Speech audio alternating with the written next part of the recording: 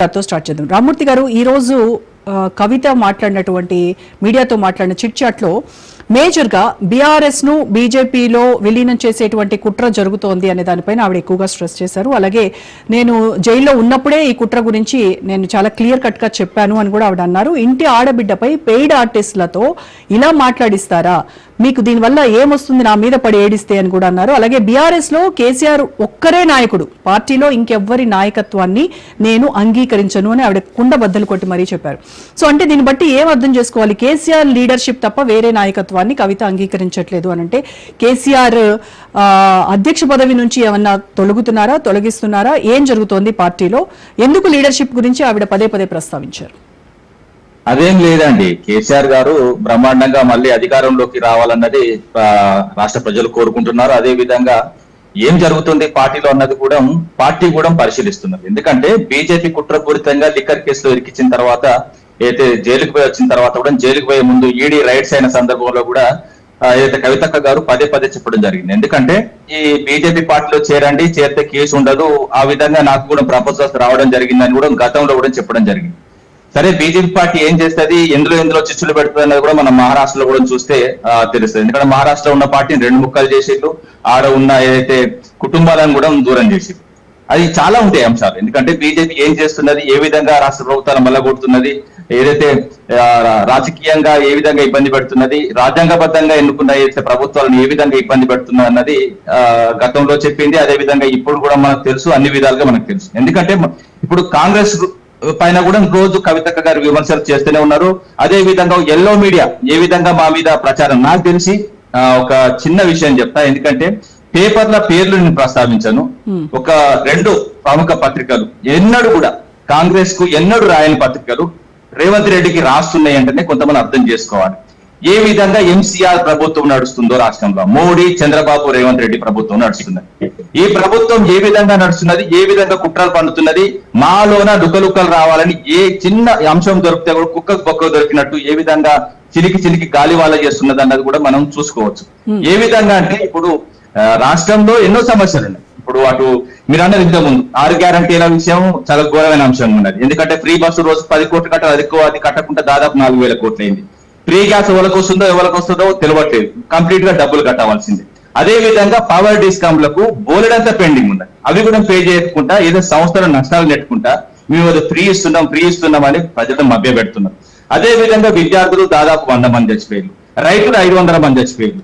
అదే విధంగా ఆటో డ్రైవర్లు చచ్చిపోతా ఉన్నారు. అదే విధంగా చేనేత కార్మికులు చనిపోతున్నారు, వాళ్ళ దగ్గరికి పోడు. అదే ఢిల్లీకి మాత్రం ఖచ్చితంగా 30 సార్లు, 32 సార్లు, 33 సార్లు ఢిల్లీకి పోయే టైం ఉంటుంది. కనీసం పరిజ్ఞానం, కనీసం ఒక కర్టసీ, అదే విధంగా ఒక జాలి అన్నది లేని ప్రభుత్వం నడుస్తున్నదండి.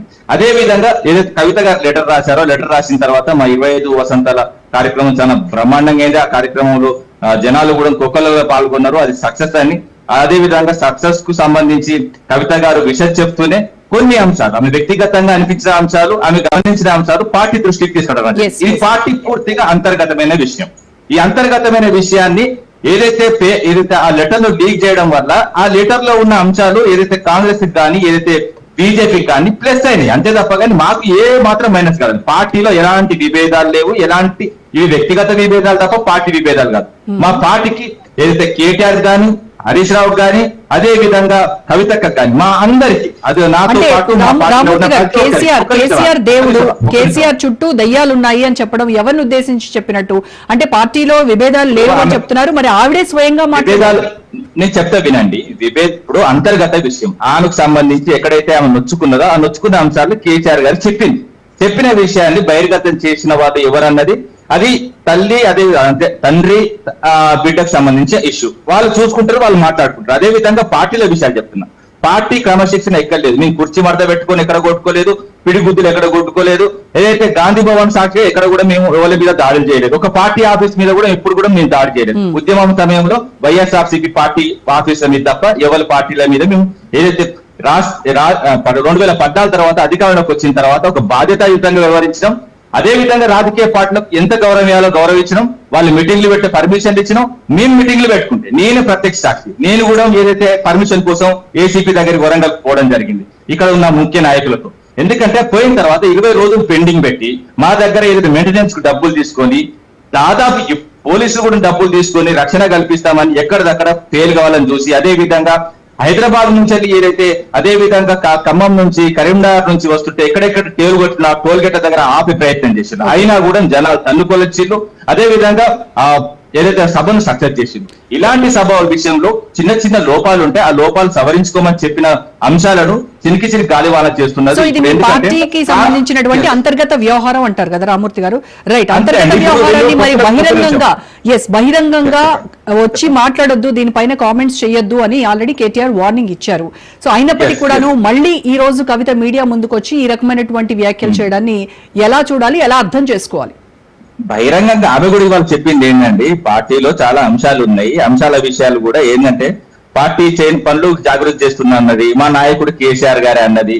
కేసీఆర్ గారు తప్ప ఇంకెవ్వరు కూడా ఇప్పుడు మీరు రామన్ అడగండి, అదే విధంగా హరీష్ రావు గారిని అడగండి, ఇతర నాయకులు అడగండి, మా నాయకుడు కేసీఆర్ గారే. కేసీఆర్ గారిని ఖచ్చితంగా గద్దె మీద కూర్చోబెట్టడానికి కవితతో పాటు అదే విధంగా అయితే హరీష్ రావు గారితో పాటు అదే విధంగా కేటీఆర్ గారు పనిచేస్తారు, మేము కూడా పనిచేస్తాం. ఎందుకంటే ఇప్పుడున్న పరిస్థితుల్లో రాష్ట్రానికి ప్రజలు కోరుకునే వ్యక్తి ఎవరన్నా, ఏ గ్రామంలో వేయైనా, ఎక్కడ మండలానికి సంబంధించిపోయినా, నగరానికి సంబంధించిన గ్రేటర్ కు సంబంధించిన ఏ గ్రామాలకు లేనా, ఎక్కడికి పోయినా కూడా ఒకే మాట వస్తుంది, కేసీఆర్ గారు మాట్లాడాలి.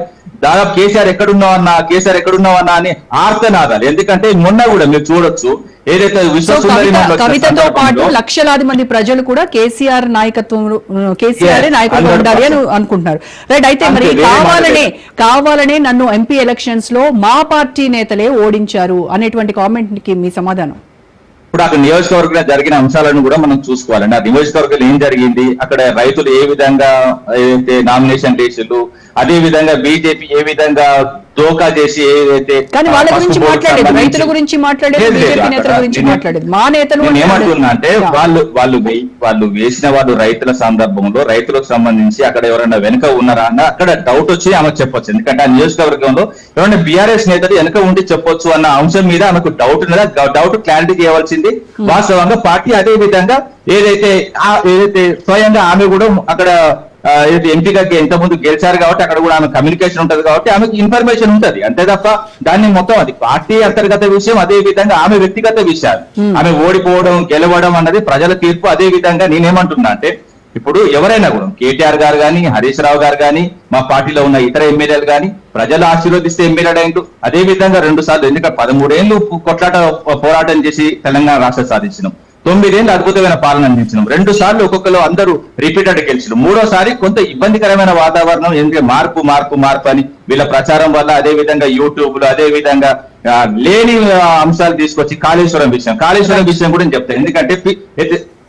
ఎందుకంటే అక్కడ ఏమీ జరగలేదు. వాస్తవంగా మేడిగడ్డలో పిల్లర్ కుంగిన విషయం వాస్తవం. ఆ పిల్లర్ కుంగిన తర్వాత అసలు వాస్తవంగా కాళేశ్వరం అంటే మేడిగడ్డ కూడా కాళేశ్వరం ఉంటుందండి. కాళేశ్వరానికి దాదాపు 20-30 కిలోమీటర్ల దూరంలో ఉంటుంది. కాళేశ్వరంలో ఎలాంటి ప్రాజెక్ట్ లేదండి, ఒక పంప్ అవుతుంది తప్ప ఆడ కాళేశ్వరంలో ఏం లేవు. కుందిల్లా గానీ మిగతా ప్రాజెక్ట్స్ కానీ ఇప్పుడు ఏంటంటున్నా అంటే ఒక కాళేశ్వరం అంటే ఒక కాళేశ్వరంలో మేడిగడ్డ కాదు, మేడిగడ్డకు ఓన్లీ ఆ ఫస్ట్ స్టార్ట్ అప్పుడు దానికి సంబంధించి 1800 కోట్లు, దాన్ని కొంచెం ఎల్ఎన్టీకి మాకు ఇబ్బంది అవుతుంది, ఈ కాస్ట్ మేము చేయలేమంటే 2800 కోట్లతో చేయడం జరిగింది. 2800 కోట్లలో ఒక్క పిల్లర్ ఉండిపోతే లక్షల కోట్ల నష్టం వచ్చింది, 1,00,000 కోట్లు తిన్నారు అని అభియోగం మోపే వాళ్లకు వాస్తవంగా ఒక దండం పెట్టి చెప్పాలి. ఎందుకంటే 1,00,000 కోట్లు కాళేశ్వరం గురించి మనం చాలా సార్లు మాట్లాడాము, కాళేశ్వరంలో జరిగిన అవినీతి చిన్న విషయం కంక్లూడ్ చేస్తాను. ఎందుకంటే 1,00,000 కోట్లకు సంబంధించిన ప్రాజెక్ట్ రాష్ట్ర వ్యాప్తంగా కాలువలు, అదే విధంగా కెనాల్స్, అదే విధంగా రిజర్వాయర్లు, అదే విధంగా ప్రాజెక్టులు మొత్తం చూసుకుంటే 1,00,000 కోట్లు అయినట్టు. 1,00,000 కోట్ల మొత్తం కంప్లీట్ గా మాకు డబ్బులు ఇస్తే ఎల్ఎన్టీ గాని మెగా గాని స్వచ్ఛంద సంస్థన లేకపోతే ఫ్రీగా చేస్తారా వాళ్ళు? ఇవన్నీ ఉన్నాయి కదా, మీకు కాలువలు కనబడతాయి, కాళేశ్వరం సంబంధించి మీకు ప్రాజెక్టు కనబడతాయి, రిజర్వాయర్లు కనబడతాయి, రాష్ట్ర వ్యాప్తంగా 1,00,000 ఎకరాల నీళ్లు అందుతున్నాయి, ఫ్రీగా ఎవరు చేయరు కదా అండి. ఇవన్నీ చాలా అంశాలు రాష్ట్రంలో చాలా రాక్షస పాలన నడుస్తుంది. ఈ రాక్షస పాలన కొంచెం డైవర్ట్ చేయడానికి ఏదైతే ఈ కాంగ్రెస్ కానీ అదే బీజేపీ కానీ చాలా విధాలుగా ప్రయత్నాలు చేస్తున్నది.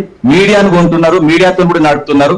రాష్ట్ర ప్రజలకు అన్ని తెలుసు, ఏమి కూడా దాగని పరిస్థితి కాదండి. ఇప్పుడు పరిస్థితుల్లో మీరు ఎన్ని కుట్రలు చేసినా ఏం చేసినా రానున్నది బీఆర్ఎస్ ప్రభుత్వం ఖచ్చితంగా తెలంగాణ మీద గులాబీ జెండా ఎగరడం ఖాయం. రైట్. అయితే మీరు ఒక విషయాన్ని దాటవేస్తున్నారు, బీఆర్ఎస్ ను బీజేపీలో విలీనం చేసేటువంటి ప్రక్రియ గురించి ఎవరో మాట్లాడుతున్నారన్నారు. ఎవరో మాట్లాడితే దాన్ని అంత సీరియస్ గా తీసుకోవాల్సిన అవసరం లేదు.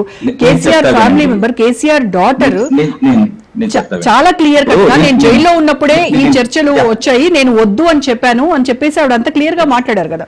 ఇప్పుడు కవిత గారు జైలుకు పోయే ముందు ఈడీ రైడ్ అయినప్పుడే చెప్పింది అది. అందరూ ఇప్పుడు నేను కూడా ఇంత ముందు కూడా అని చెప్తాను. ఎందుకంటే ఆ ప్రతిపాదన తీసుకొచ్చిళ్ళు కేసు లేకుండా చేస్తామంటే ఇది రాజకీయ కుట్రతో పెట్టిన కేసు అనేది క్లియర్ గా అర్థమవుతుంది. కవిత గారి ఏదైతే స్టేట్మెంట్ మీరు అర్థం చేసుకునే విషయం ఏంటంటే బీజేపీ ఏదైతే బీఆర్ఎస్ లో లుక్కలు ఏదైతే పార్టీని రెండు భాగాలుగా చేయడం ట్రై చేసిన మాట వాస్తవము. Okay. కానీ ఎలాంటి విభేదాలు లేవు. కేసీఆర్ గారు మా నాయకుడు, ఎలాంటి నేను పార్టీ పెట్టబోను. అదే విధంగా నేను బీఆర్ఎస్ పార్టీకి సంబంధించిన ఒక కార్యకర్తనే అని కవిత గారు మరీ చెప్పినా కూడా ఒక ఎల్లో మీడియా, ఒక వన్ టైప్ ఆఫ్ మీడియా చేస్తున్న ప్రచారం Right. కాపాలి. పార్టీలో ఉన్న అందరికి కూడా చెప్తున్నా, మా పార్టీలో ఉన్న అందరికి కూడా చెప్తున్నా, ఇదే వేదికగా మా పార్టీ ఎలాంటి చిన్న అంశాలు కూడా లేవు, ఎలాంటి విభేదాలు లేవు. పార్టీ బ్రహ్మాండంగా మళ్ళా ఏదో సర్పంచ్ ఎన్నికలు కానీ, కార్పొరేషన్ ఎన్నికలు కానీ, అదేవిధంగా ఎమ్మెల్యే ఎలక్షన్ కానీ మళ్ళీ పుంజుకుంటది. మేము 1.8% మాకు వాళ్ళ తేడా అంత తప్ప కానీ పెద్ద తేడా ఏం లేదు.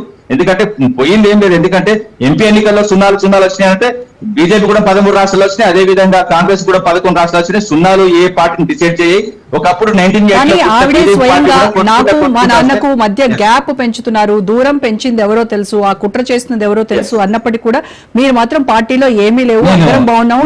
నేనేమంటున్నా, Yeah. ఈ అంశాన్ని మీరు నిశ్చితంగా పరిశీలించాలి రోజా గారు. ఎందుకంటే నాకు మా తండ్రి గారికి దూరం పెంచాలని చూస్తున్నారు అంటే వాళ్ళ ఫ్యామిలీకి వ్యక్తిగత అంశం. ఆ వ్యక్తిగత అంశాన్ని వాళ్ళు ఎందుకంటే తండ్రిని అదే విధంగా కూతురుని ఎవరు విడదీయలేరు.